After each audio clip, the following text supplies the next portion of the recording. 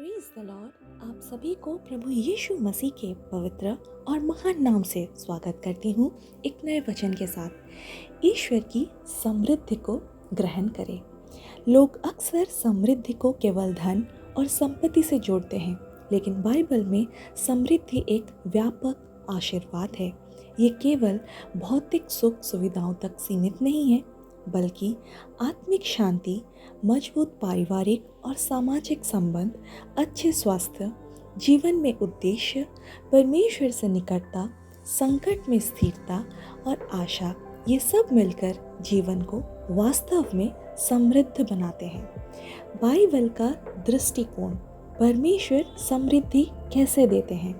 यिर्मयाह 29:11 में वचन कहता है, क्योंकि यहोवा की ये वाणी है कि मैं तुम्हारे विषय में जो कल्पनाएं करता हूँ उन्हें मैं जानता हूँ, वो हानि की नहीं वरन कुशल की है, और अंत में तुम्हें आशा की बात दूंगा।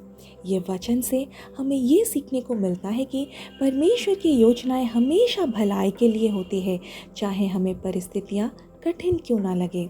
समृद्धि का मार्ग विश्वास और आज्ञाकारिता। परमेश्वर की आशीषों का अनुभव करने के लिए ज़रूरी है विश्वास। जो विश्वास करता है वो लज्जित ना होगा। ये लिखा गया है रोमियो उसके 10 अध्याय और 11 पद में। बिना विश्वास के परमेश्वर को प्रसन्न करना असंभव है। जब हम परमेश्वर पर भरोसा करते हैं तब वो हमारी राहों को सीधा करता है। ये लिखा है नीति वचन उसके 3, 5 और 6 पद में। आज्ञाकारिता। यदि तुम मेरी आज्ञाओं को मानोगे तो ये सब आशीषें तुम्हारे ऊपर आएंगी। व्यवस्था विवरण 28, 1 से 14 के अंदर आप ये पा सकते हैं। जब हम उसकी इच्छा के अनुसार जीवन जीते हैं तब वो हर क्षेत्र में सफलता देता है। नौकरी, शिक्षा, परिवार और सेवकाई में भी। संघर्षों में भी परमेश्वर समृद्ध करता है। कभी कभी समृद्धि का मार्ग कठिनाइयों से होकर गुजरता है। उदाहरण यूसुफ का जीवन। उसे अपने भाइयों ने बेच दिया, जेल में डाला गया, लेकिन अंत में मिस्र का प्रधानमंत्री बना। परमेश्वर ने जो बुराई तुमने की उसे भलाई में बदल दिया। सब कुछ खो दिया अय्यूब ने, लेकिन अंत में परमेश्वर ने दुगना आशीष दी। यहोवा ने अय्यूब को उसके पिछले दिनों में से पहले से अधिक आशीष दी। समृद्धि का उद्देश्य दूसरों की आशीष बनना। परमेश्वर हमें आशीष देता है ताकि हम दूसरों को आशीष दे सके। मैं तुझे आशीष दूंगा और तू आशीष का स्रोत बनेगा। उत्पत्ति 12:2 में वचन ऐसा कहता है।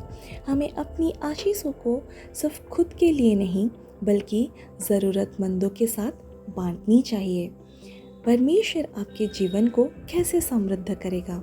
जब आप विश्वास में चलते हैं, जब आप उसके वचन पर ध्यान देते हैं, जब आप प्रार्थना और विनम्रता के साथ उसके सामने आते हैं, जब आप धैर्य रखते हैं, तो वो निश्चित रूप से आपको ऊंचा उठाएगा, आपके कार्यों में सफलता देगा, आपके जीवन को दूसरों के लिए आशीष बनाएगा।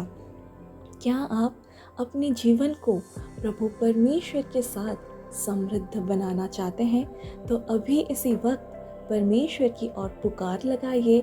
यीशु मसीह को अपने जीवन में ग्रहण करें, अपने हृदय में उनको बुलाएं।